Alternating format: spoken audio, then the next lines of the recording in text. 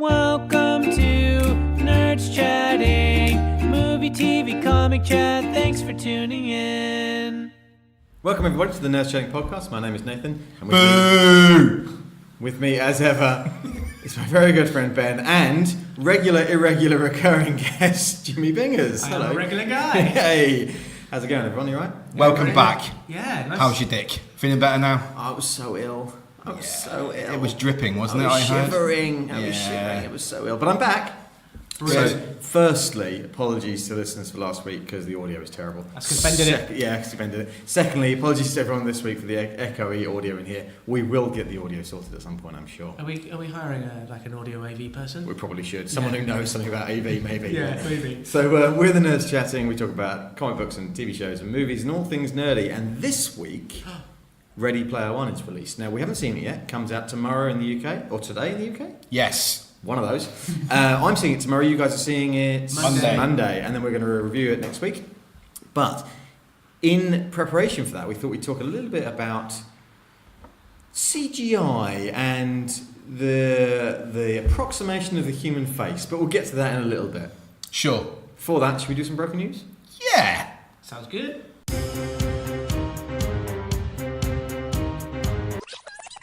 Broken news.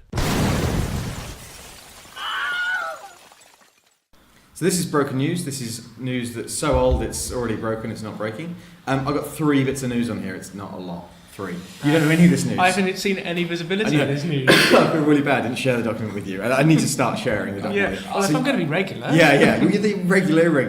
Yeah, okay. You just come in. Okay, so this first bit of news requires a bit of explanation. Diane Nelson is the Warner Brothers Entertainment.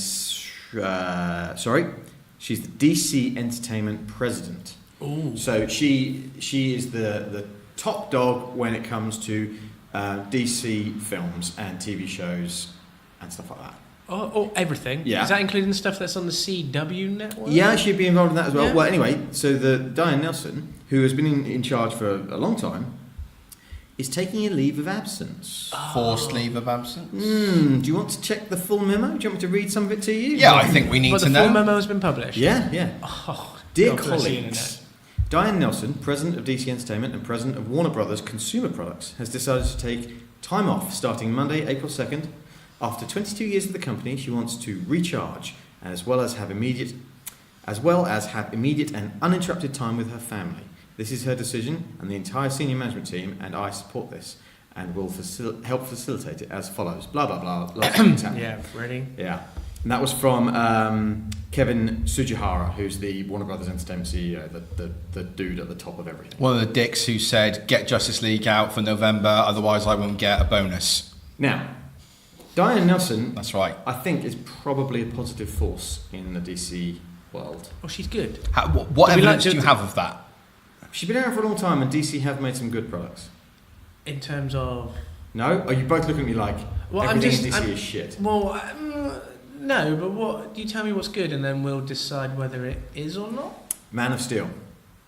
Okay. Yes, Batman fine. vs Superman: Dawn of Justice Ultimate Edition. Yes. I've still got that to watch, but Yeah. I watched the first 5 minutes. It looked good. Oh, cool. Wonder Woman. Yes, agreed. Yeah. So everything I've listened to so far, good. Don't get me wrong. That's Justice League Suicide Squad.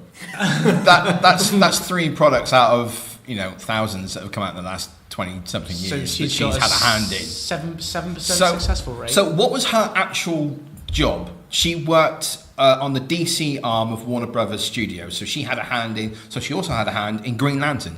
She would have done, yeah. She also had a hand in what's the other thing? Steel, starring.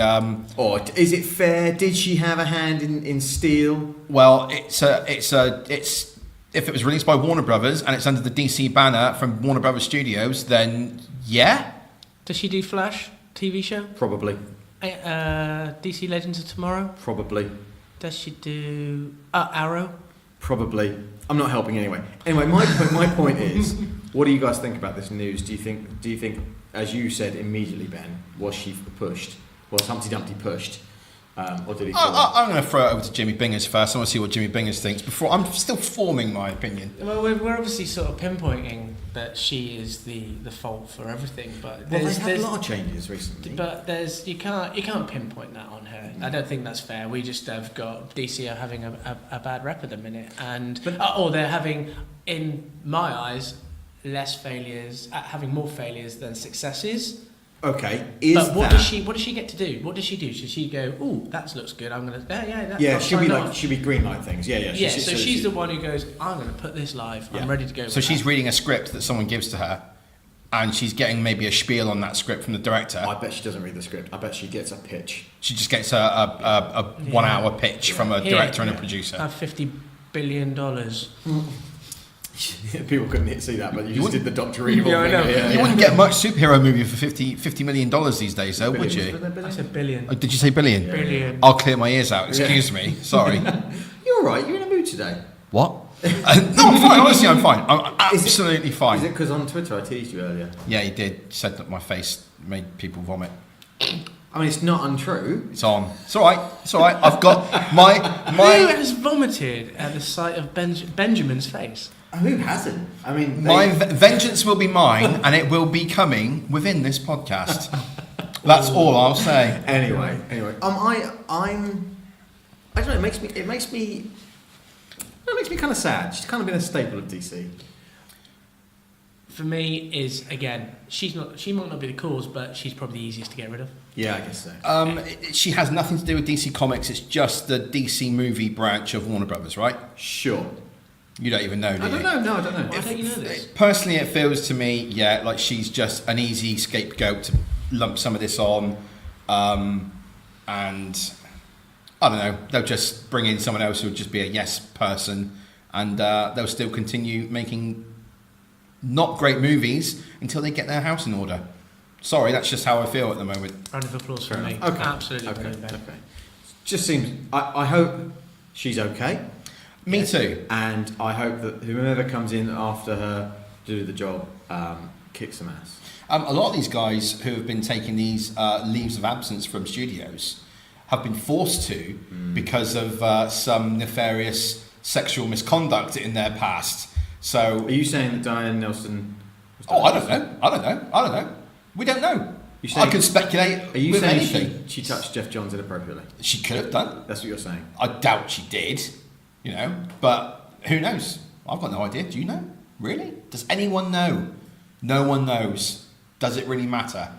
No. Well, if it actually, You just cut him off. Just it does matter if she has been doing that. Yeah, but if yeah. she hasn't, then no, it doesn't matter. Moving Doesn't on. matter at all. Please, I'm killing myself. Swiftly. Have you guys seen the trailer for The House with a Clock in Its Walls? No, can we pause and watch it? Yeah. Oh. Okay, we're back. We literally just watched it. I've seen it a few times. So, what do you think of that?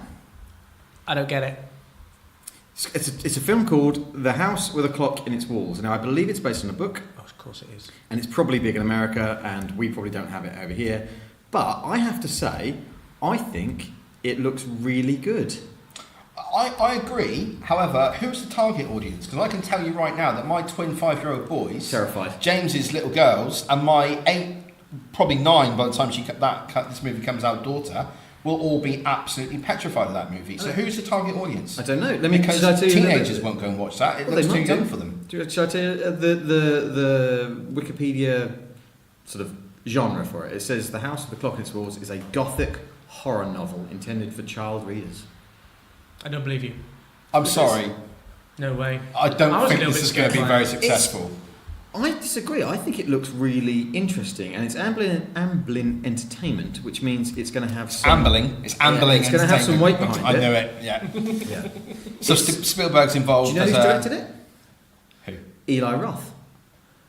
Eli Roth did Hostel and Cabin Fever and starred in Inglourious Bastards as the guy with the baseball bat. Oh, right, yeah. He's I the know director him. of it. Yeah. So He's done some scary films then. Yeah. it's Wow. starring Jack Black, Kate Blanchett, Kyle MacLachlan from Dune and Twin Peaks. Yes, I know Good cup him. of coffee. Yeah, and Owen Vaccaro, who I believe is the young boy in it. Okay. I have to say, I know there's been a whole tranche of these sort of goosebumpsy type kid horror type things, This one, I think, really looks interesting, which is why I put it on here. But Goosebumps feels like it's because Jack Black was in Goosebumps as well, wasn't he? He played, was it R.L. Stein or something? Yes, yeah, and there's the author of Goosebumps novels. Oh, sorry. There's going to be another Goosebumps. I think they make. So, yeah, but that's pitched almost with not tongue in cheek. That's the wrong phrase. Slapstick, right? Yeah, and it's pitched at younger kids. You know, they get like a little jolt from the bad guy, the monsters in that, but they're not petrified of them. That's got like models. Yeah. All grouping up and walking towards kids who are scared. That's gonna man. I don't like scary pumpkins. How good is the trailer though? It's got trailer's very incredible good. Pacing. It's got great noise in it. I watched it. I watched it. I was like, whoa, that took me by surprise. It had with the constant ticking and the music, like the clock in the background of the trailer all the way through. Mm-hmm. It's a little bit like I want to say like an Inception or Dunkirk trailer that would have been done for director of those films. Christopher Nolan, like that, but for this. I think the trailer's very good. I question who the target audience is for it, and I question what the budget is and how much the studio thinks they're going to make back. I have some concerns. Doesn't mean it won't be a good film. I think it looks like a good film regardless. Sure. And I'm going to sit on the fence. Oh, okay. Yeah, You sit on the fence, Yeah. JB. Yeah, I'm just gonna sit there. You're a bit scared by it. But I was a bit jumpy. yeah, no, I agree. Yeah, but it's all right though. It looked okay. It I want looks to like know. I want to know more about it. It's Sure. obviously a haunted house or something like this. What is it about? That's a good trailer. Supernatural powers. There's more. Yeah. It's got me asking more questions. The effects look good. Yeah, they Yeah, did. they did. Actually, yeah, There's they the money did. got into it. James, do you remember? I'm going off piece a little bit here, but do you remember as a kid the Dark Towers TV show? Yes, I do. Do you remember that? Yeah, because it was with a character called Wordy, and Possibly. it was about learning letters and stuff like that, wasn't it? I remember that. Yeah. No one else probably, unless they're like 40 and living in the UK, will understand what we're talking about. But, the other side of Dark Towers was another program. A part of that was The Boy from Space. Do you remember that? Not as much as Dark Towers, but yes, I do. That gave me nightmares. There you go. Proper nightmares. Really scared me. This was educational stuff for kids, and it was scary as well. That's why we're talking about it. Was Dark Towers haunted? Yeah. And there was like a night or something? Yeah, it was like a haunted night or something. But everyone thought it was bad, but it might have been good, and I can't remember it well enough to talk about it anymore. Yeah. We'll move on. Sorry about that. No, it's fine. Do you remember Nightmare? Where the Yes. VR game, where they put like the like a Half a Viking step, helmet half a on it. turn to the right. Yeah, And then they'd pretend to Yeah. fall down a valley. It was real bad looking back at it now, but great at the time. Can you imagine? Oh, that will probably come up in our chat later on, actually. I'm going to say exactly the same as you. Yeah. Because I think Okay. it will. Because I've got a couple of things I want to put in there. Did my Nice. homework. Right, last bit of news. I told you there's not much news. Captain Marvel, the movie that's not Shazam. Oh, I keep on getting confused. This is MCU Captain Yeah, Marvel.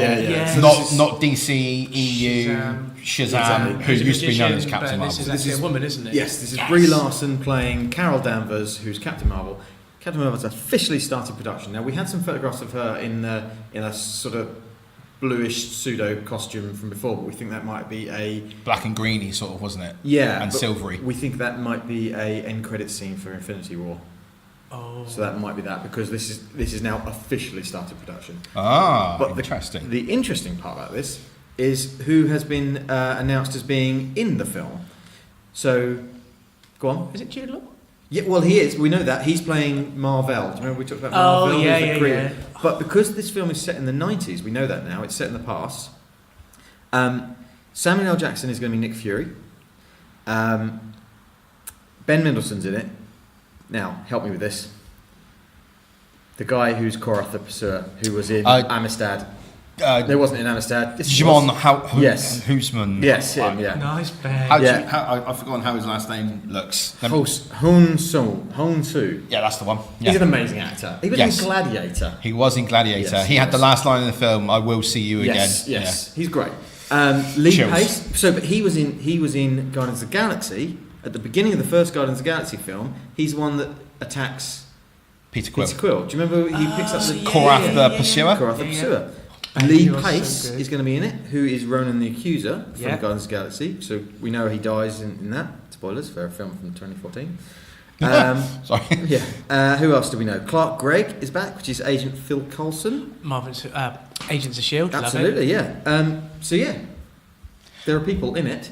This is Younger versions. Younger They versions. might have to have their face done differently. Maybe have to have some CGI on their face. Interesting. I see why you've put this in here. I think this is great because they're obviously billing Captain Marvel, or they're building up Captain Marvel to be a very important player in the MCU. With that news that sort of broke as we were recording last week, that Chris Evans is probably, spoilers, going to be done with playing Captain America after Avengers 4, they are going to need to fill some big roles as like the core team members of the Avengers. And Captain Marvel would fit the Captain America role. And in fact, she did fit the Captain America role in the Civil War 2 comic. Because Civil War 1, spoilers, but because you're about to read the comic, La la la. but you've seen Civil War, Captain America Civil War, it was Captain America versus Iron Man. Yeah. Civil War 2, it's Captain Marvel versus Iron Man. They both have differing opinions on something, which we won't go into because you might want to my read rule it. is you can never have two captains in a team. Absolutely, that's a fair rule. But I think that Chris Evans news is all PR hype. Like, we know that the contracts are ending at that point, Maybe. and we know that we want to make it. Does he survive? Does he not? Anyway, you're right though. They want some big stars, and Brie Larson's Captain Marvel is probably going to be it. And I like the fact that they're bringing people back from Guardians of the Galaxy in this movie, because what it does is it almost shows the movie's heart on its sleeve a little bit. It is going to be an origin story for this character, but it's also going to have a cosmic events happen in it, because these cosmic characters who are in Guardians of the Galaxy, which is the most cosmic Marvel have been so far, they're going to be in it. So quite a lot of it's going to be set in space. Quite possibly. Because I don't it think you're going ties to it get- all into the larger MCU. And I tell you Love it. what, they are good at tying stuff up. They aren't are So very I good, like, yeah. you know. But do you know it's why almost gonna be they're- like a prequel to everything else we've Absolutely, seen. absolutely, it is that. Do you know why they're so good at tying it all up, though, James? Do you know why they're so good? Because they spend time putting the building blocks in place. They don't rush it. Nice foundations. You're being a dick about DC, aren't you? Oh, do you? You really may like, think so. I couldn't possibly comment. Yeah, right. Do you yeah, it's really like fine. DC? No, I don't really like DC. I agree with Ben completely. They rush through their movies. Yeah. I do really enjoy the films, but probably because I love the characters, Yeah. and that's an issue. And I can separate it in my mind, but not emotionally. I can't. I'm like, I love seeing Superman, but I know this movie's not good. Okay. Do you know what, though? What I will say, I'll flip this entirely on its head. Do it. If DC started in 2008 with Green Lantern, and that was their first superhero movie, and they played it like they did with MCU did with Iron Man, and they took their time, and then they did, I don't know, what have you, Man of Steel, and then they did like a Dark Knight movie that wasn't Batman vs Superman, and they built it up gradually over 10 years like that Marvel have done. Marvel would probably come in now and do what DC and Warner Brothers are doing. They'd probably try and rush things through. So I cannot blame DC or Warner Brothers with what they've done. They've taken a look at it and gone, yeah, we want a slice of that. We've got to get a slice of that.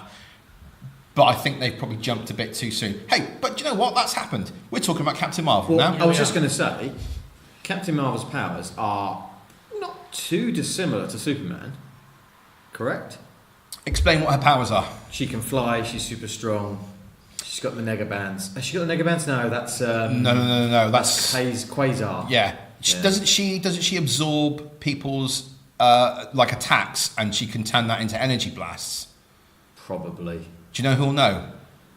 Tim or Danny B. Danny B. Anyway, Listeners my point of ours. was, I love seeing Superman. Superman wasn't done particularly well characterization, but hey, Marvel are basically doing Superman, but it's a woman. We have a Hulk posted a picture of Carol Danvers like on set wearing the most 90s outfit I think I've ever seen. It was like She's got the Rachel hair, hasn't she? yeah, She's from just- Friends. it looks incredible. She's hot. Brie Larson. Yeah. But as James, you and I were teenagers in the 90s, this is going to be a walk down memory lane for you and I think. Absolutely. It's going to be great. I can't wait for this I film. hope they do a good little soundtrack like they've done. Oh, for yeah, Guardians of the Galaxy. definitely. Oh, I'm just definitely. thinking. they will smash that out of the park, Do you mate. think so? Yeah. Oh yeah. There's going to be So- Oasis in there and Yes. music from Seattle, like Nirvana and stuff like that. Oh, Maybe a little bit of Michael Bowen. Sure, why not? Boys to men, I'll make love to you. Wow, Like that's you disturbing in want every me way, to. isn't it? Yeah. Oh, sorry. I They- just, Don't sing a cappella ever again. Brie Larson also released I think it was on her Instagram, a little video of her working out as to be Captain Marvel, and I think what she was trying to say was, hey, look, I'm not just like, oh yeah, I'll rock up. She's like bulking She's up working to on it. She's become, working on to it. become a She's working on it. superhero. So you know, well, I think, to be perfectly honest with you, that's probably part of every superhero character's actor's contract, basically. You know, we saw the stuff that Gal Gadot was doing for Wonder Woman. You know, she looked like she could eat every single man alive with some of the bench pressing she was doing. So I think it stands to reason that they probably have to get in shape, at least for the first film. Ben Affleck, Batman vs Superman, cut to, you know, Justice League. cut like an absolute bodybuilder. Yeah. Justice League, not so much. Yeah, I mean he's like normal person, fit and healthy. He's just not Hollywood. He's not fit and back- healthy. It's a little bit different for the ladies as well. They're not all about the big arms. They're not all about Well, that. no. It's not just like athleticism, Captain isn't it? America or Well, or actually, Thor. that's a good point. Captain America, the first Avenger, He's not when he's massive. got his shirt off, no, he's yes, he ripped is. to shreds in that. Yeah. Winter I think- Soldier and Civil War, He's you know, leaner. he's isn't he? leaner and he's not quite so brutish muscly, I don't think. But I think he did more for that one shot where he comes out of the container. Yeah. Ate a lot of steamed chicken and You stuff know, like that. you know that, didn't drink anything for days probably. You know, there's a bit in that where Hayley Atwell, who's Peggy Carter, comes up to him after she touches his chest. That's real. Like she was like, ooh, and like they left it in. Like I think it was the first time she'd seen him with his shirt off, and it was like she couldn't not touch him. So, Chris Evans is a beautiful man. he is a beautiful man. Yeah. Yeah, I'll take that. I've got no more news. You guys got any more news? There was something else, wasn't there? This is amazing. Radio. I'm trying to think what it is though. 'cause I've got I one. had it in my Go head. for a it. second ago. Me. Go, I know go that for it. I was that Gotham is coming back onto British television. It was on Channel 5. I saw it. It's coming back on E4. Really looking forward to it. Well, that is interesting because I would say E4 is a probably more popular channel than Channel 5. Yes. Would you say? I would definitely Spicy. say. Yeah, I would definitely say so. If that's the case, that means Gotham has got It's got a new home. interest. It's got, Yes. Yeah. I think it's pretty good. I don't know Yeah. if you guys have actually ever seen it. I've seen some of the first season. Okay. I've not watched any of it. Okay. Nothing Maybe of it. we'll Nothing pick of it it up. at all. You like it though, right? I enjoy. I'm enjoying it. I'm looking See- forward to the origins of where Batman comes from and You're we kind know of our that TV already. guy, aren't you? Pardon, I would sir? say you're our TV guy. You watch more of the TV shows than we do. Yeah, but you watch all the critically acclaimed stuff like Flint Town or something like that. Well, because I don't have Netflix, but we've gone through that before. No, but that's not fair because what I did see of Gotham was really good. Yeah, I So think it's good. you know, I love Agents of Shield. I'm still sticking with the Flash. I wish I got into Agents of Shield. I'm so annoyed at myself, but now it's 5 years in. I don't feel like I can. No, you could catch up. Yeah? I did it for The Walking Dead. I know You can do it. really fucking dead hard. I can do it. Right, should we do some Nerdscene? Because Ben, you can't think. No, of I've got it. I've got it. Okay. Yeah, I'm ready. Are you ready? Oh Jesus, yeah, I'm ready. X-Men: The Dark Phoenix and X-Men: New Mutants have both been pushed back. So Dark Phoenix was going to be coming out in November. It's been pushed back to February the 14th. New Mutants, that was originally coming out in April, was pushed back to I think the end of maybe October time. This year? Yeah, has been pushed back to I think next summer or something like that. Ooh. So Fox are pushing back their next superhero movies, and the acquisition of Fox's entertainment arm by Disney is supposed to be sort of be completed by next summer. So, bit of speculation. Who's doing what here? Are Disney saying push these back, and that'll be your last movies for those characters? Are Fox pushing it back to try and screw a little bit with Disney's plans they might have with some of these characters in the future of the MCU? Who knows? Nate's got his hand up. My hand's in the air. I have a theory. Go. They won't release them. That's another theory that I've seen, that people Really? won't. Why Fox would you not? will Why not. would you not put? Well, if you put loads of time and effort into I a film and know, not but release if it? Disney have bought Fox's properties. So Yeah. they bought the X-Men. This is like Monopoly. It's I brilliant. know, it is. Yeah. Can you get an MCU Monopoly board? Oh, you must be able to. Of course you can. That'd be brilliant. When you guys are talking a minute, I may Google any search engine, of course. Yeah, because Disney have bought Fox's entertainment stuff, they're probably going to want to fold in those characters, so they don't want another one of those films out. Actors still get paid though, surely. Oh, I'm sure everyone still gets paid, but they probably just don't release it. That's taking the Disney are screwing with this slant. I reckon. I am not sure. I potentially think that they want to give some really solid last attempts at superhero characters under their studio banner, and they want to get it right. That's what I think. And I think they've not been happy with New Mutants, and they want to change it, and they've added in a character, I believe. And with X-Men Dark Phoenix, from the storyline I've just read, they want to change the third act up a little bit, and apparently it will cost less than $10 million to do it. So I don't think that's bringing in any new characters. It's just maybe a bit of reshooting here for like the final fight at the end.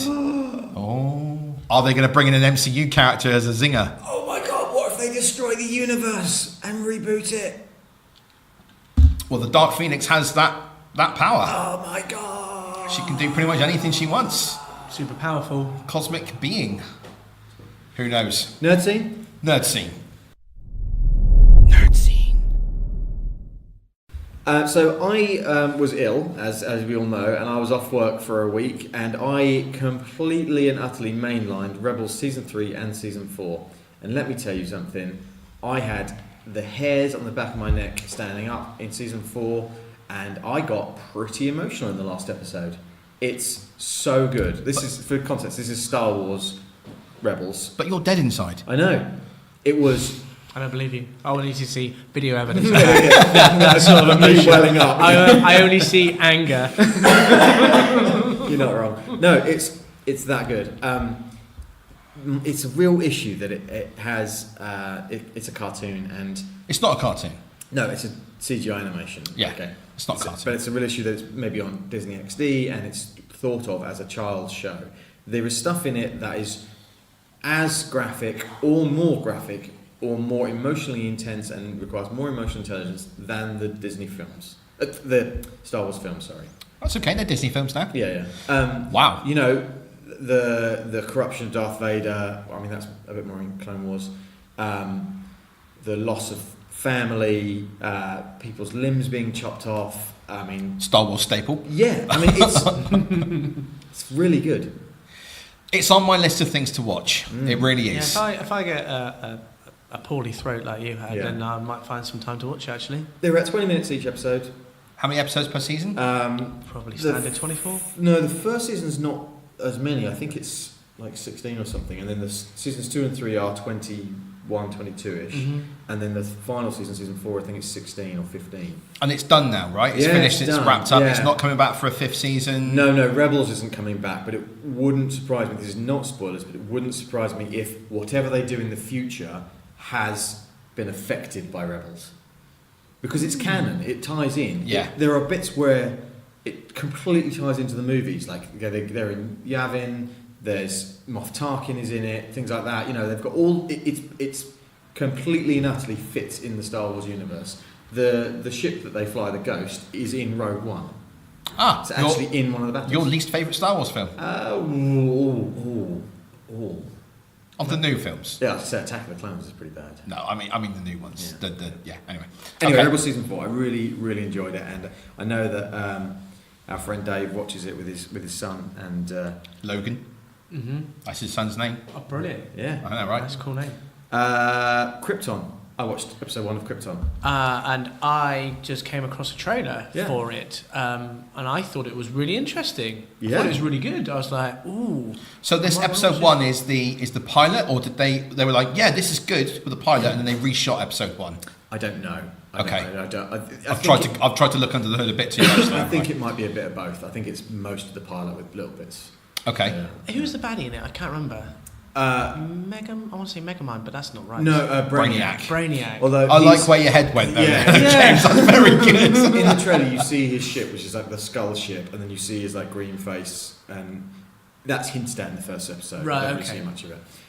It's got no UK release date yet, so I watched a version that I shouldn't have. Doesn't matter because I would pay for it if I could. Wouldn't we all? Wouldn't we all? I would. It's made by Sci-Fi. The only jarring thing about it is that everyone in it is British. There's one guy that's not, and he's specifically not. Okay, yeah, all right. And no spoilers, but I think I know what you mean. And it's like, I'm kind of embarrassed by my accent in it. I watch it and go, oh, God, you're not as dramatic as... Hang on. What, are there some Essex boys in there, are there? Yeah. Yeah. Some white boys. All right there, Segel, you want to buy a watch? No, I know what I'm talking about.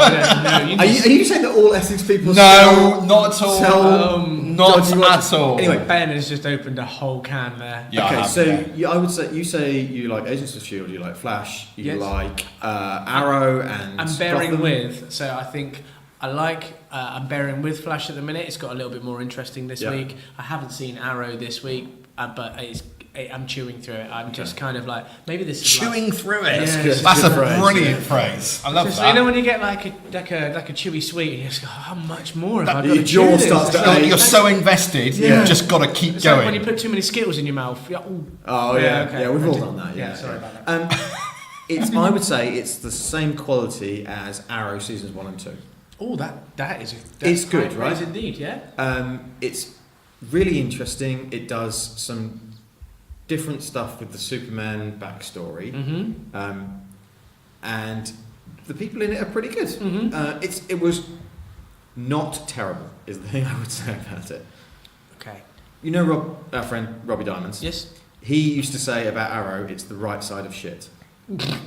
Just the right side of shit. And Yeah. do you know what I mean by that? Oh, I like that. Yeah. I'm gonna take This that is one. the same, I would say. Okay. And I'm not racing out to watch the next few episodes, but I'm not saying I'm not going to watch them. Okay.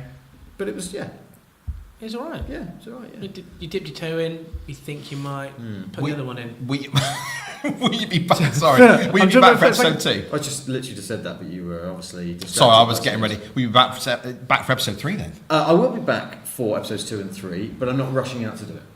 Right, okay, I get you. Yeah, like that's definitely on my list. Oh, yeah, I'll watch that at some point. Yeah, definitely. But why doesn't it have a UK release date yet? I know you don't know the answer to this. I'm literally asking a question of anyone who can answer. I don't know because the Sci-Fi Channel is in the UK, Yeah. and it's made by the Sci-Fi Channel. So It's interesting. That's a good point. I don't. can I say also on this point, I hate the way Sci-Fi spells sci-fi. Oh, absolutely. SYFY. Yeah. It's down the street. Is it? Is I it don't the think kids? so. No. I no. think, isn't it just because it makes that nice, like 4 brackets that they've got like 4 columns, so it's SY at the top and then FY at the bottom, and Probably. then it's that. Is that what happens? That's their new logo. They've changed up their logo a little bit. Yeah. I think. Someone's probably paid a lot of money for that. I just don't like it. It's not. I'm a bit of a traditionalist. Yeah. Spell it right. Yeah. Because kids are going to grow up thinking that's what sci-fi spelled like, and they're not going to know it's science fiction. That's short. Anyway. We move on Wow. swiftly. Yeah. Wow. Yeah. Here he comes. Last thing. Any more Krypton thoughts? No, I'm out. I'll check it out. I've got I've obtained a copy of it because I can't watch it in the UK, so I'm just going to find it elsewhere. Yeah. I'll watch it and we'll see. Okay. I've tuned out to all other DC TV shows. I know. Yeah. I don't, like we said, I don't watch Gotham. I stopped watching Flash after episode 1 of season 3. Oh, he hated it. As well. I've never watched Green Arrow. I've never watched Legends of Tomorrow, and I've never watched Supergirl. You have missed out on Green Arrow or on Arrow seasons 1 and 2. Yeah, I would say so. Oh yeah, Arrow's called. So, not Green Arrow. I thought it was really good, and you were like, oh, because I only remember the character from, Smallville. Oh yeah.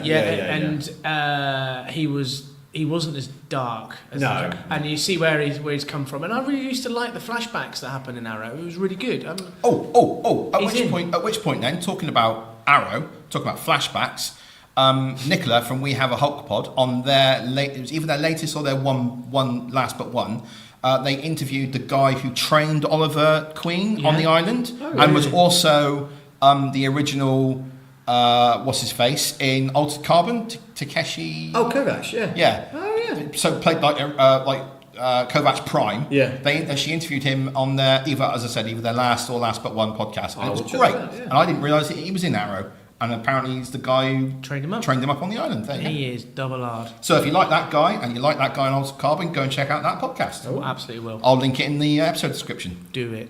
I finished watching American Crime Story. The assassination of Gianni Versace. How many episodes was that? 9. Oh, okay. Really? Yeah. Wow. You did go through that. Yeah. Quality. Did they release that like 2 episodes a week or something? No, I Or think is it in the literally UK been- it's up to 6 maybe now. So has it literally been 9 weeks since you started watching that and it's wrapped up? Correct. Wow. Yeah. Okay. It's really good. I mean, I think it kind of loses a little bit of quality towards the end, but not enough that I could ever say it was bad in any way. It's the guy who plays Andrew Cunanan in it, who's the psychopath, the one that he is outstanding. He's from Flash. He was in this crossover episode with Supergirl. Blaine from Glee. Yeah, exactly. Yeah, the guy from Glee. Yeah, no, it's did I fine. just say that? No, it's totally fine. It's fine. Glee is cool. I used to watch Glee. Yeah, It's fun. he is outstanding. Like apparently all the headlines were like, "Oh, Penelope Cruz is amazing as Donatella Versace," and she's fine in it. I mean, everyone in it is good, but he is outstanding. Like he changes his face to disturb you. Okay, so my question I don't is, do that. No. I know he was in Glee and he was in Flash and now he's been in this. Is he destined for huge, great, big things? Absolutely. I'd be very surprised if he didn't do a lot of good stuff now. Ah, excellent. And he's a really likeable guy as well. He was on a few of the chat shows because obviously we were interested in the show, so we were watching some interviews with him, and he came across really well. I think he's one of those new schmoozing Hollywood goods.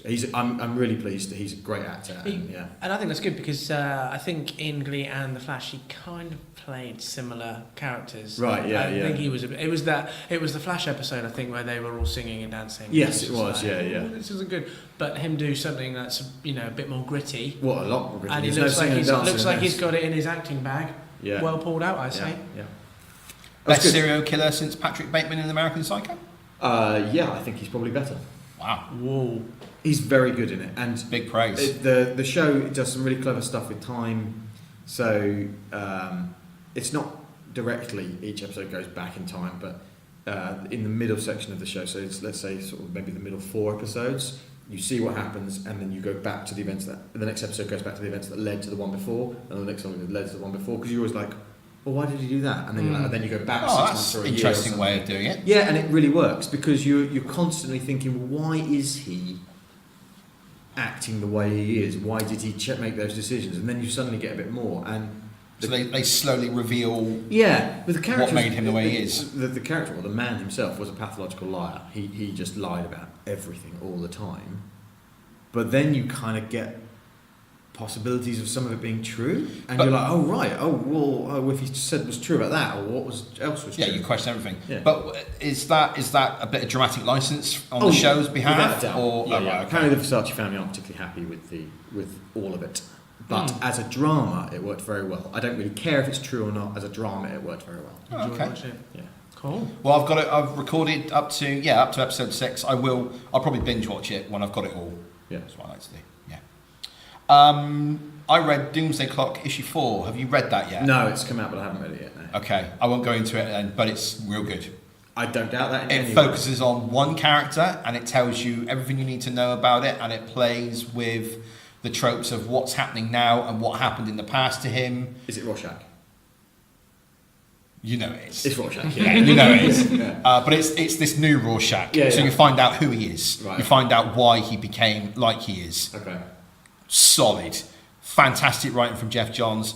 Artwork is absolutely amazing by Gary Frank. I've shown you Gary Frank's artwork before. The colouring, I don't know who did the colouring on this, or the inking, or tracing as they call it, but it's not tracing, it's actual inking. It's absolutely, it just looks like it is Watchmen. Gary Frank's artwork. Well, that's some pretty good stuff. He's isn't one it? of the best artists. Well, I personally think he's my favourite artist. There's no doubt about it. This one in particular, where he grabs, is Superman grabbing Lois Lane. Is that the one where they're flying in the sky? Yeah. Yes, it's from Superman Secret Origin.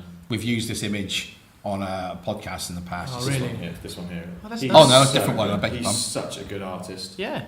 It's incredible. And he's now doing Doomsday Clock, which is the only comic I'm buying. I think there's an issue 7 of Doomsday Clock. I think is Rorschach beating the living shit out of the Joker on the front. Yeah. And Gary Frank posted a black and white image of it, and then the guy who coloured it reposted that version and his finished coloured version, and I retweeted it and said how amazing it was. Gary Frank liked the tweet, so that's always fun. I feel like we should say who's Doomsday Clock. Sorry? I think we should say who the inker on Doomsday Clock is. I feel bad for not. Yeah, you not should definitely do mentioning that. it. It's Brad Anderson as the colorist. There you go. Yeah. James, have you got anything for Nerdscene? Because I really want to bookend the end of Nerdscene with what I've got, because I feel like it deserves it. But have you got anything you want to add in? No, I'm good. You haven't seen anything? Go on, you've got to have something. Come on, bring it up. Doesn't matter. This is where we talk about this. You used to watch Australian MasterChef. You still watching that? No, that's finished. Oh, right, okay. What am I watching this? I mentioned I've been watching Gamora, haven't I? Yeah, you've said that a few times. So is that still good? I'm still. I've had a little bit of a delay, but they're all there, ready and waiting for me to go. Yeah. And I've also got. What's it called? Something on Sky Atlantic, Save Me, which looks really good. It's done by the same people that did. Oh no, I can't remember it. It was on BBC Two, then it went on to BBC One about undercover, the police and the police. Oh, I saw this. What are they called? Yeah. Oh, it was amazing, and I can't remember the name. It's of it. Saran Jones, isn't it? Yeah, she's in it. Yeah. And Morgan from The Walking Dead. yes, Yes. Yes. This. Lenny James. They use Kingston Town in the trailer, and it always hooked me in. It's like, Yeah. meh, meh, meh, meh, meh. There it And is. every time I see it and hear that now, I'm thinking, Yeah. I think of that show. So that's what I've got to do. I've got to get on that. That's haven't a started Sky. yet. That's a Sky Atlantic, produced yeah. program, and they've dumped it all. They're doing like a bit of a Netflix model, Yeah. aren't they? They've dumped it all online Yeah. on the same day. I think so. Yeah, that does look really good. It I'm going does. to watch that. So I think it's about his daughter getting abducted, or actually just disappears. And he sort of gets accused yeah, of it exactly or something right. like Yeah, that. yeah. Cool. Interesting. Yeah, It's going to interesting, annoy me that yeah. I can't remember what that police program is. Oh, Do you, we'll go back did to it star Saran Jones? No, she wasn't in it. Oh, okay. SO19. Ow. Carry on. Just think about Okay. it. I'm going to. When you turn to talking, I'm just going to go. What was your Bleh. final thing? Well, every time I watch a show on Netflix, and again, I'm sorry, James, I'm going to talk about Netflix, Okay. and this is just going to give you more impetus to go and get it, because it is so good. Every time I finish watching something on Netflix, I keep on getting this thing popping up saying, "You'll like this," and it's a show called Godless. Yeah. Now, Western. I know, yes, it is a Western. So if you don't like Westerns, and I know you Then like get out. Yeah, well, then this show probably won't be for you. But if you do like Westerns, okay, you have got to watch this show. It is, as I said, it's on Netflix. It's a Western, it's a drama. It's written, created, and directed all by the same guy. It's a guy called Scott Frank. Now, he's Oscar nominated for writing the script or adapting the novel and creating the script for Out of Sight. Oh, yeah. And he yeah. also worked on Logan as well. Yeah. And he wrote and directed all of these 7 episodes of this show. It's like a mini series, basically. So it's this one guy's singular vision all the way through, and it is absolutely breathtakingly good. Honestly, now I know that you tried the first episode. I did. And you didn't get through it, did you? No, I did not. I tried the first episode, and I absolutely loved it. And I immediately watched the second, and I finished it, not last night, the night before last. It's 7 episodes long.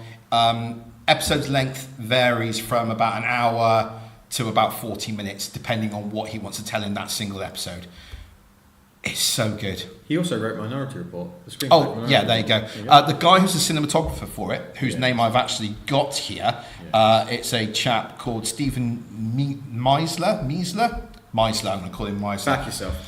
He has been, he hasn't done an awful lot before in the past with cinematography. However, he's worked as like the lead camera operator for Steven Spielberg's favourite cinematographer, whose name completely escapes me right now, but he's worked on Saving Private Ryan, Minority Report, any film that Spielberg's done in the last 20 years, he's worked with him on it as the camera guy. Magic Mike, Haywire, Contagion, Who's that? This guy, Stephen Meltzer? Yeah, Social Network. Social Network. What a Ocean's 13. There you go. Munich, War of the Worlds, Ocean's 12, Terminal, Man on Fire. Yeah, he's Matchstick Men, Long Came Polly. He's been in the business. AI, Minority Report. And the cinematography, in that he hasn't done an awful lot of cinematography as the cinematography work as like the lead cinematographer. He stepped up from being the camera guy, and the show looks beautiful. The story by this guy Scott Frank is incredible. I'll give you a little bit of a taster for it. So it starts, and it's a town that's been completely and utterly decimated. It's been wiped out. There are dead bodies absolutely everywhere, and even a kid has been hung from like a train pylon, I want to call it, like a little 5 or 6 year old kid. And immediately you're thinking, okay, this show is not messing around. And basically what you have is I'm trying to remember his name and it's escaping me. Jeff Daniels is the bad guy. And you kind of understand why he does some of the things he does from as the story sort of evolves, and you sort of get a little bit of a background that he sort of tells you. It's so good. He's looking for this guy played by Jack O'Connell, who's an English guy. Lady Mary from Downton Abbey is in it. No. Honestly, seriously, her accent is incredible. She's believable. Everyone is fleshed out with a story, like all the main players. Scoot McNairy's in it, so you won't like it at all. No, I really don't like Scoot McNairy. But I reckon Bobby Diamonds will like it, because I think he likes Scoot McNairy. Honestly, this show, if you like westerns, it's incredible. Yeah, I know. I feel like I should give it more time, but it is overly sexualised and over violent. Right? I completely disagree with the over sexualisation. Actually, I think there are 3 scenes. I think in the whole 7 episodes that I can think of right now, where there is what you might call sexual content. Boob. Sorry? What? Did you say boob or boo? Boob. Oh, right, okay. Boob. No, actually, in one of those scenes, no. No, not at all. Wang. But the violent, there is some... I'm undermining his very, very good report with stupid words. There is some violence in it. It's a Western, though, and it tells you about... It shines a light on what it was actually like to live in those times, in that place, and what the sort of the pioneers actually had to go through. Oh, absolutely loved it. And I love the fact that I stumbled across it. I'd forgotten that you'd watched it and didn't like it. I just relied on the Netflix algorithm. You might like this. Gave it a go. Absolutely loved it. Cool. Absolutely loved it. You're never going to try it again, though, are you? I might do. I've not ruled it out. I honestly haven't. James, if you got Netflix, do you like a Western, or are you not a Western? I love a Western. Oh, I love a Western. Give it a go, mate. I think you'll like it. I need to get Netflix. Yeah, you do. Yeah. Maybe we could get some crowdsourcing or surfing. Get people can pay it for me. Yeah. Anyone listening wants to pay for Jimmy Ring's Netflix, get in touch. Hashtag Netflix fund. Oh, that's good. That's good. So shall we talk about the topic for today? Let's. So I pitched this to you guys, and I gave you a bit of homework to do. Now I need to say up top that I have completely plagiarised someone from this. Oh, so that's okay, because we're going to give them credit. Oh, I'm going to shout them out, and I've given. Okay, so there's a podcast called Imaginary Worlds, and it's what's it called? Imaginary Worlds. That's right. Get the words right. You can find it on the internet or on Spotify. I feel okay about completely stealing his idea, because not only have I listened to it twice, but I've said you guys have listened to it as well. So it should be 4 listens he's had out of just this group. I always listen to his podcast all the time. He's great. The premise of Imaginary Worlds is he just takes a fantasy fiction idea. Thank you, Ben. Just not to bottle over. And he discusses it in depth. He talks about how it's created, why it's created, and what was interesting about it. Eric Malinsky, decided to talk this week about the Uncanny Valley, which I'll talk about in a second, in reference to Ready Player One. Now, we didn't have necessarily a topic for this week, and I think this is a prime topic for us. And I think if anyone's listening to this and they want to know more about the technicalities of the Uncanny Valley, go listen to Imaginary Worlds, because we're probably not going to hit it as hard as that. We're going to have examples. I think what we're going to do is talk about examples of the Uncanny Valley rather than the technicalities of it. Eric? Again, I'll say to listen to that podcast, look in the episode description. It's not very easy to find on Spotify, but if you go to nerdschatting.podbean.com, or if you're listening on iTunes or whatever else you listen on, it should be in the episode description. Absolutely, yeah. Click on it. It's so worth listening to. So I really implore everyone listening to this to go and listen to at least that episode. And if you listen to that, I'm sure you'll listen to all of his episodes, because it's so good. We were given homework, weren't we, James? Yeah. Listen to that episode. So for anyone listening who doesn't know what we're talking about, we said the Uncanny Valley a few times, and what it is, let me give you some Wikipedia stuff about it, and then we can talk about some examples. Sure. So the Uncanny Valley is a hypothesized relationship between the degree of an object's resemblance to a human being and the emotional response to that object. And what it reckons is, this is me going off script now, is on a graph there is what looks like a valley.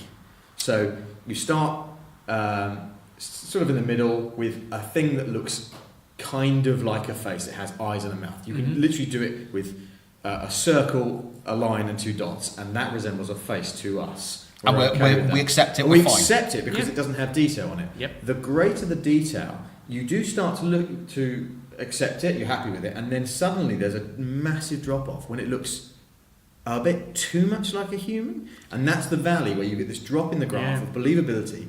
But it's not quite right. It's not quite right, and I think there's what they've the guy that came up with this is a roboticist called Masahiro Mori. It was done in 1970. 1970, and he came up with a theory called Bukimi no Tani Gensho, which wasn't. Bless you. Yeah, it was. Thank you very much. It wasn't really brought into full effect until 1978 when Jason Reichart wrote a book called Robots, Fact, Fiction and Prediction, and then translated that theory into the Uncanny Valley. Right. And what it means is when you get to that dip at the bottom, your brain almost recognises the thing that looks quite like a human but not as human, as like a corpse. Yeah. And rejects it. And you reject it and you hate it. And so the theory and the hypothesis was built around robotics, but it has since then been applied to TV, to computer games, to movies, and it's the science behind why we talk about movies and go, well, that looks shit. Do you know what I mean? That's how it minimises it. It's the research behind that, isn't it? It's why does it look shit? Where does it fall on the Uncanny Valley? Exactly. And it's I kind of encourage people to go and Google Uncanny Valley and look at the image results. Yeah. Because not only will you see this lovely graph, you'll also see examples of things that hit the bottom of the Uncanny Valley, things that look so lifelike but not quite, that your brain looks at it and goes, well, that's just wrong. So that doesn't make sense. This is in relation to Ready Player One, because Yes. the film, the trailers for the film, and I've seen maybe 2 or 3 different trailers. The CGI in it is seemingly designed to look like computer graphics, but when I watch it, I go, that doesn't look right, and I don't like it. So I wanted to discuss that really, And and I think this is brilliant because there are times when I've watched films and I've gone, I don't like it. But I don't know why I don't like it. Yeah. And now I've got some sort of like You've got a basis. I've got something to tell me. Well, this is why you don't like it. Yeah. Okay. Thanks very much. Exactly. Yeah. Thank you very much, Uncanny Valley. So there's another thing I wanted to say. Like we'll get into some. We'll do some jokes and take the piss in a second. But We're being very educational right now. There's a book which I've tried to make you read before, and I'm not sure if you have read it or not. And I'll try and lend to you after you've read some of the comics I've lent you. But there's a book called Understanding Comics by Scott McCloud. I bought it for my son's 16th birthday. There you go. So I'm going to borrow it off him when he's finished. Okay, so Scott McCloud is a comic book artist and writer, and what he did is he wrote this essay about creating comic books, but he wrote it as a comic book. So it's really clever. You read a comic book, and in the comic book, all it is just an essay of him describing how comic books work. And he talks about pacing and time, and he talks about imagery and emotion.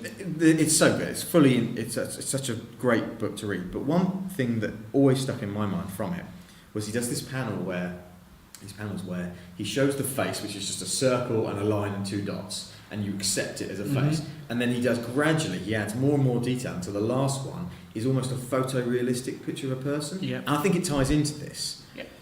Although in comic books you kind of accept it no matter what. It's also, I think, another one of the reasons why you like single images done by Alex Ross, but when you're reading concurrent or a comic book by Alex Ross, you struggle. You talking about me specifically? You specifically. Absolutely, yeah. Because Alex Ross's artwork is fantastic. It is, but it's so lifelike that it puts you into the Uncanny Valley. Absolutely, you look at it and you go, this what I'm looking at is amazing, but there's something not quite right with it.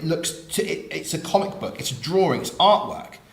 But it looks too human. Because as a poster, you look at a poster or a single image, and it's like it's a piece of artwork, and I can appreciate it, and I can spend time looking at it, and you don't expect motion from it. But when you read a comic, you expect there to be motion between panels. I find that interesting because I've never looked at a comic to give me that sort of feel. It's not until something moves that I then think, that's not quite right. So if it's just still, I'd be like, there's nothing there. But then if it moves and the eyes don't move in the right way, or the mouth doesn't happen, or the skin, or something. Or there are multiple images of someone going through the motions of doing something that looks very lifelike. You can just go, Yeah, not absolutely. Sure, not sure. I think the Uncanny Valley also needs another layer to it. Yeah. Oh, so you're disagreeing with the historians, are you? No, it's absolutely right. But I think on the scale, if you add in audio, that's a thing.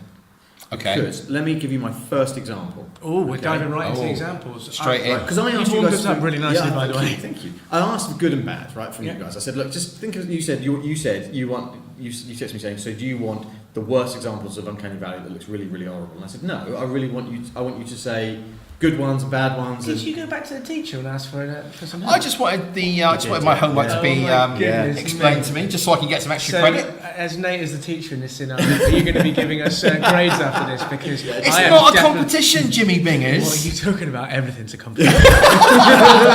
Let me give you my first one. Right? Okay, so my first thing that I wanted to talk about. I'm just going to move my mic very slowly. Sorry. I don't think that you can talk about this topic without doing a lot of Star Wars chat, because Star Wars is so, the word is prevalent really, in the world of CGI and character development, right? Yeah. And robotics as well. Sure. So my first one is R2-D2, okay? Because it's at the far, far left end. It doesn't look like a face, but it's got eyes. Yep. Yes. And it's got a voice. So Yes. the voice changes the appreciation of it, right? I think you can also throw in there BB-8 as well, can't you? Yeah. BB-8 is just a new version of R2-D2, right? Just a ball. Yeah.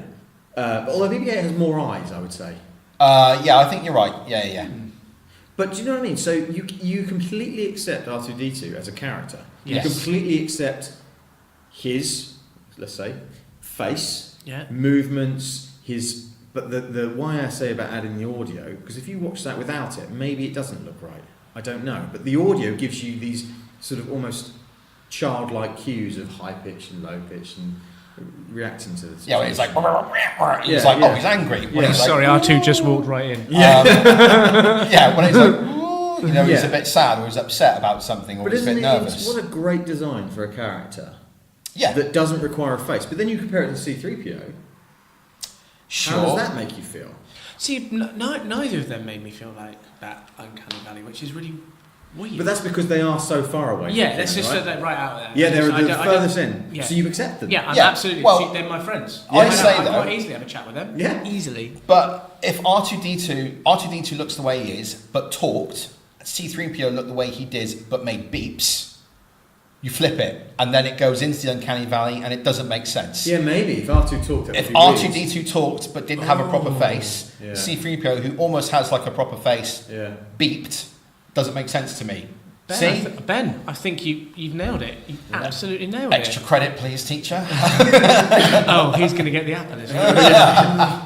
So that was R2-D2. And I've got another one I want to talk about, which is a little bit silly, but Slimer from Ghostbusters is again the far end of it. It's such an over-characterized face. The mouth is gigantic.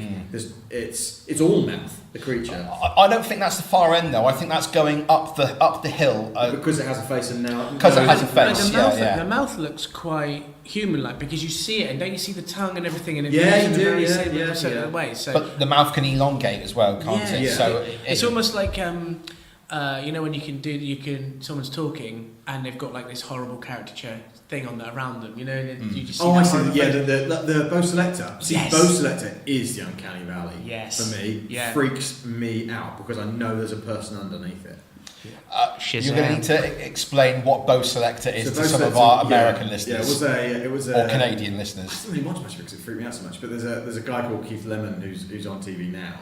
Who before it was called Avid Marion on Bo Selector. He basically did caricatures. He did sketch shows of other celebrities. So he did like Michael Jackson. He did a Mel B from Spice Girls. Spice Girls. Craig David. Craig David. So he had these big masks. It was a little bit like a 90s spitting image. Yeah. Yes. Yeah. Yes. Definitely. Yeah, but that freaked me out. Even spitting image freaks me out as well. Yeah, I don't like that either. That's the other end of it. So yeah, Slimer. But the Slimer is the effect of how they do that is they have a man inside the suit. Yeah. So maybe that's part of why you find it a little bit disturbing. Was it rotoscoping? Yeah, for that one. Yeah.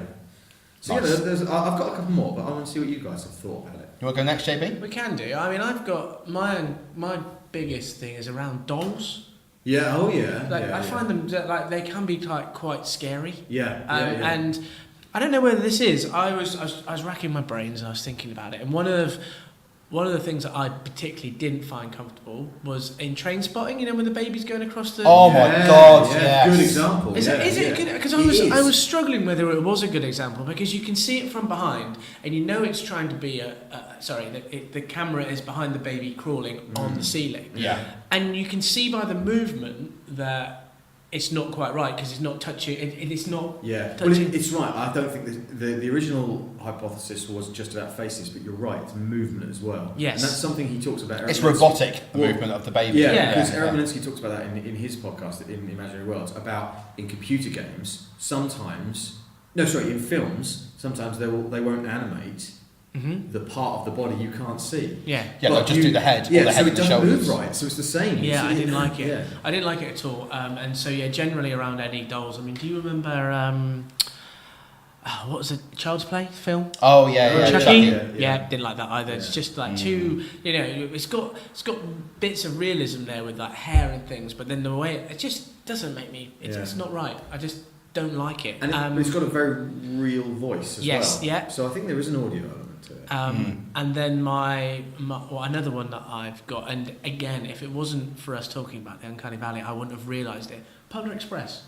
Polar Express is a perfect example. I've got that in here as well. Hit the yeah. nail on the head. I nearly wrote it on here.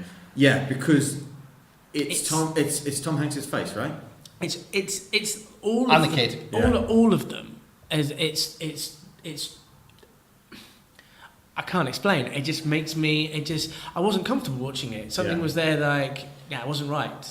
It looks real. Yeah. But it's a cartoon. And the proportions of the faces are right, aren't they? Because they're not cartoony. And I've got a note on here, a special note for Rebels, because I know I talked about it earlier. Yeah. But in Rebels, the characters who are human are caricatures. They're like the I've got some of Incredibles this or as something well. like this. exactly like the Incredibles. So they've got long faces or big You're eyes. stealing all my suggestions, Yeah. sons of Anyway, bitches. Yes, and now he's out the class. but that works because you that's a loud siren. Yeah. Because you recognise that it's not a face. Yeah. Does that make sense? Yeah. I don't know if that is right because you know it's a face, but it couldn't ever be a face. Yeah. Whereas Polar Express, They've tried to really humanise the characters rather than making, like you say, that caricature of whatever you're supposed to be thinking about or whatever. Ben? Yeah, well, I had down Polar Express. I also had Tintin. So very similar, but I've never seen Polar Express. I've only seen trailers, and I've never seen Tintin. I've only seen trailers, and I will not watch them because of how they are too close to being lifelike. But it doesn't sit well with me. I know I will not be able to watch the whole film, not because I have some kind of foible about it, but it's just that I know I'll look at it and I'll be like, yeah, it doesn't quite look right, and It's distracting, right? it'll take me out of the film. Yes, exactly. Completely. I think, that's exactly what it is. It is completely distracting. But I want to, maybe I should let Ben carry on with his, because I just want to know, and I think we might talk about it, it's like, how do people of a different generation relate to the Uncanny Valley? Sure, okay, yeah. Because maybe, we've grown up with technology changes. Yeah. So where we see that where we've moved from, quite poor, like terms of CGI. I'm thinking of, we were talking about Nightmare. Oh yeah. So how poor that was, and now how it's getting better and better. So if you ask somebody, like if you I don't know, you could ask my 6-year-old, I don't think she'd get it, but someone who was younger to watch that film, would they feel uncomfortable about that because actually they're used to that type of technology. Yeah. And I that think type they'd probably they'd be more accepting of it, I think. And if you could ask someone who hasn't seen an original film, so let's just say like Tarkin in Rogue One, where Michael Douglas in Ant-Man, where he's younger. If you said to somebody, "Do you know who that is?" and they'll be just like, "Well, it's Michael Douglas, isn't it?" Or do you know that he's actually 50, 80-year-old man or whatever it is? That was. Would they be able to notice the difference between that? Well, the Italian when we saw Rogue One. She's young. Well, she doesn't always pick up on this stuff, but when we watched Rogue One, she did turn to me when Tarkin came on the screen. She did turn to me. She said, "What's wrong with his face?" Wow. And I was like, "Oh yeah, he's been brought back from the dead because he's not. He's not alive anymore." Yeah. And I don't want to talk about Tarkin too much because he does talk about it on the Imaginary World. Yes. It's a really interesting conversation. Very. He talks with the actual animator of it. But that wasn't great in my opinion. Well, here's the thing, and I completely agree with the podcast that you asked us to listen to. There are scenes in Rogue One where Tarkin looks absolutely fantastic, and there are scenes where it looks like animation.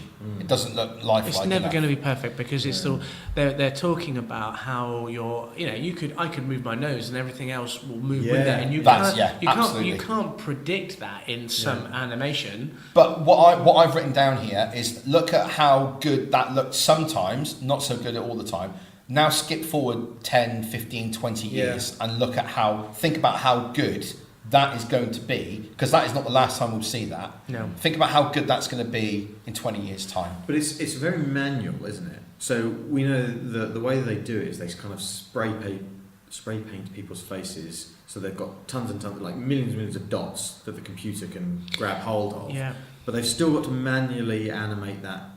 Well, Tarkin, they had, I think they mention it in his podcast about that they had to get the actor to do his voice as well. Yes, so it wasn't just the facial movements, and they can put it onto his. I think it's just absolutely phenomenal how you can do it. So you get that. They're trying to get to that more lifelike look. Whereas 10, 15 years ago, you wouldn't even be close to it, and you'd be like, that looks. No, 20 years in the past, 1998. What was there CGI lifelike of that of people's faces that was that photorealistic? Well, there wasn't. There wasn't. But 20 years later, there is. 20 years later again, it will be like you're in the room. Which is better? Well, that's the Uncanny Valley, isn't it? Absolutely. And I was going to pick up what you were saying earlier about the Nightmare show, and we fill in the gaps. That's the point of the Uncanny Valley, right? So go back to the line art face or the R2D2 face. We fill in the gaps. We don't care. We're fine. We know what it is.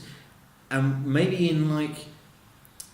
that's why we have such nostalgia for things like the original Tomb Raider game, which looks terrible when you look at it, and polygons and stuff, and like Tekken and stuff. But you fill in the gaps, right?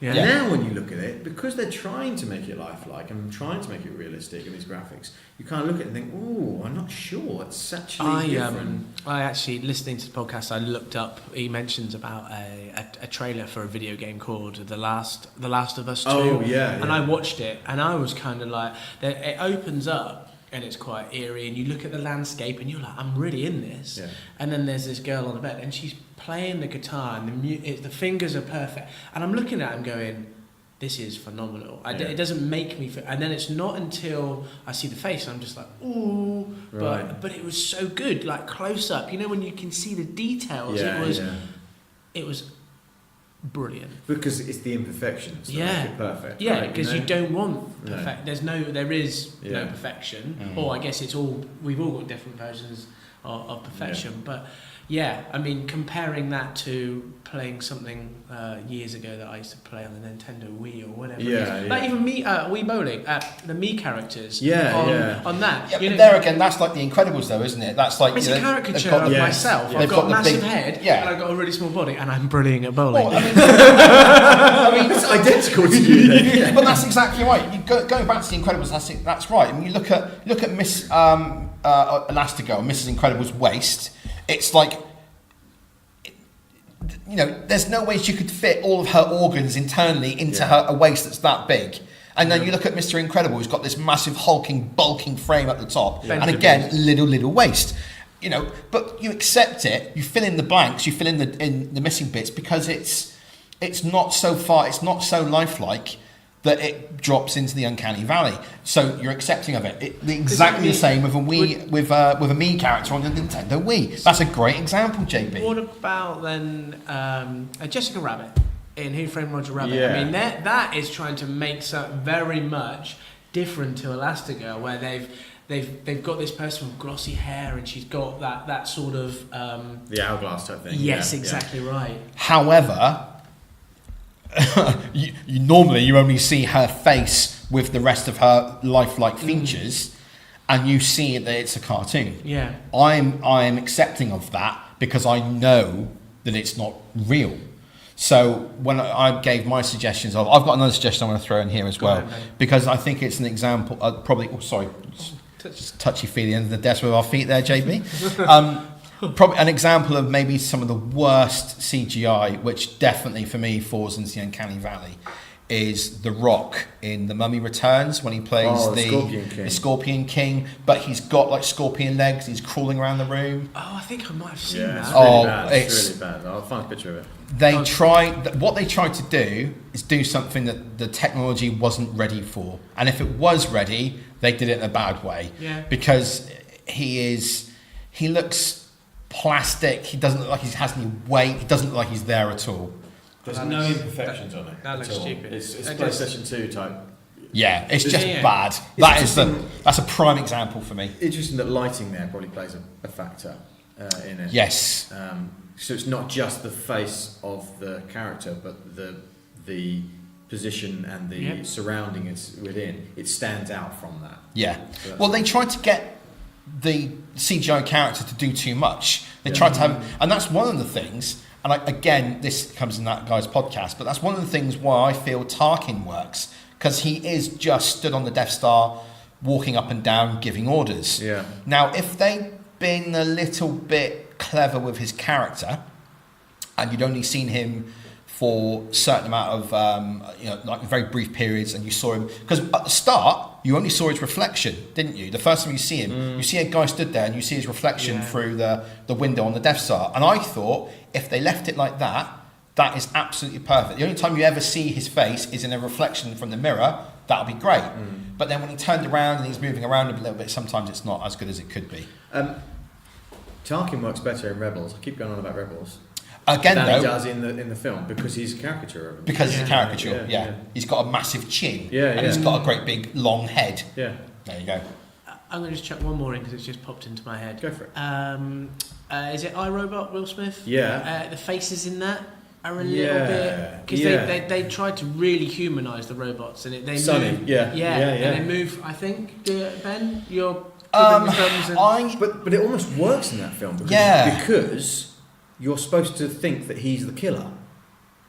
So you his face is disturbing. But are you saying that you don't believe he's there, and it takes you out of the movie, or are you saying that you're disturbed by the face? I think I'm a little bit disturbed by the face because it moves it tries to move in a very human way, but his body is dead. So if he's not moving, he's just there, and just looking, then it's not. But then there's some bits at how his face is moving, how he's reacting. I'm just like, it's good. What is the remind me the name of the movie directed by the guy who did Annihilation with Alicia Vikander in it? Deus Ex Machina. Yeah. Right. So I think in the future, probably the way to go is to have a human and have parts of it that are robotic, because you accept her in that movie for what she is, because it's an actual human face that has then got these robotic parts underneath the surface that you see here and there and that sort of thing. That, I know it's not a CGI character, therefore it's sort of not in the Uncanny Valley, but at the same time you completely believe that she is an actual robot. But that's because the face is real. Exactly. Yeah. So that comes out the other end, doesn't it? Yes, absolutely. It's that's a great film. People should see that.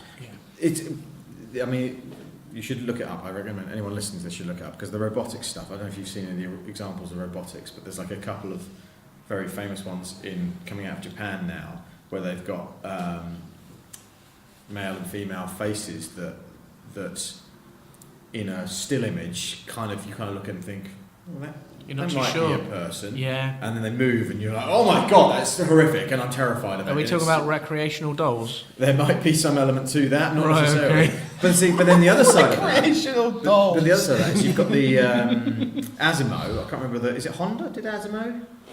The little white robot that moves along. Yes. Yeah. Which is almost an R2D2. It's Yeah. not Yeah. real, and yet you when I see it, I kind of feel this warm, fluffy. Yeah, like, it's endearing. I'm like, Yeah, come to my house. yeah. You can have Pet a dog. brew. You can come and have a. I'll put some pedigree chum down for you. Absolutely, yeah, right. Pet dog. Yeah. Fantastic. Descender. Oh yeah, yeah. Yeah. I can't remember the name of the dog right now. I want to say Bingo, but it's not. Yeah, I know Fido? what you mean. Yeah. But Driller calls him Yappy Dog, and all he is he's got wheels on the front, legs on the back, and his face is like a almost looks like a those blue, red, green sort of IMAX that came out in like the late 90s. Yes, I do that was know like a what you're PC talking and a about. whole monitor. Yeah. He sort of looks like that, and he conveys emotion by emojis on his face, not like real round emojis, just like dot dot and a smile or dot dot and a happy face, and it's sideways on the screen. Yep. It's brilliant. It's absolutely brilliant, and you actually believe that is a little Awesome. pet dog. Oh, it's fantastic. Again, it goes back to think about things like have you seen Moon? Seen the film Moon? No, I don't think so. So in Moon, No, I haven't. There's a robot that's really believable because it's just like a white thing that has like emoji faces. Yeah. You believe it. Hal, is it 5,000 from Space Odyssey? Yeah, 2001: Space Odyssey. You believe it because it's just a red dot. It's But just if that was a humanized face, Yeah, body, yeah, you'd you- be like, yeah, you wouldn't believe it. Anyway, we've talked about this a lot. I just wanted to talk about it and have a think about it and keep it in people's minds for when they go and see movies, especially Ready Player One. I know I'm going to keep it in my mind for Ready Player One because I think I'm not prepared for that CGI to believe it. I want to. I wish I did, but I watch it, like the trailers, and I think to myself, I'm really not sure about this. Mhm. But anyway, that's probably the podcast for this week. I think that's probably the podcast. Yeah. I think we gave some good examples there of stuff that freaks us out. We get a little insight into our psyche. and also stuff that we accept. Yeah. Good. What So- do other people think of the Uncanny Valley? And Yeah, if this let is us your know. first time hearing about it, welcome to the discussion. Let us know what you think. Absolutely. Good stuff. Ben, where can people find us if they want to tell us these things? Oh, of course, yes. You mean the social media bit? Yeah. So they can find us on Twitter and Facebook and Instagram. They should just search for Nerdschatting. They'll find us. You can email us if you want to, nerdschatting@outlook.com. We've got a blog, which is nerdschatting.com. You can also listen to the podcast on there. This podcast is available on iTunes and YouTube and Spotify and other places. If you want to, you can have a little look at the bottom of the episode description and you can buy a t-shirt from us from TeePublic. All money from that goes into Nate's bank account and keeps him in hair products for his long, luscious hair at the moment. Yep. because he's worth it. Because you're worth it, I guess. What else, James? I think that's about it. Thanks for James for coming along again and being the third member of this regular member of the podcast. I like that you called him a member. Yeah, third member. Thanks to you for tuning in. It's very kind of you. Thank If you you, wanted yes. to give us a review. Did I say this podcast is available on Podbean? Yeah, it's available on Podbean. Anyway, if you want to give us an iTunes review, if you're listening on iTunes and you have that capability, please do. 1 star's fine if that's what you want to do, whatever. Be a dick. If you want to do 5 stars, that'd be great. Yeah. And next week we're going to talk about Ready Player One. Yeah, you're going tomorrow. James and I are going on Monday. Yeah. What, does that mean I'm back again next week? Yeah. You've got to be. Oh, lovely. I look forward As to long it. as you can make it, of course. Can you make it? I will need to check my diary. Right, thanks for listening, everybody. I've been Nate, this has been Ben and James. Thanks Cheerio. for tuning in. Bye-bye.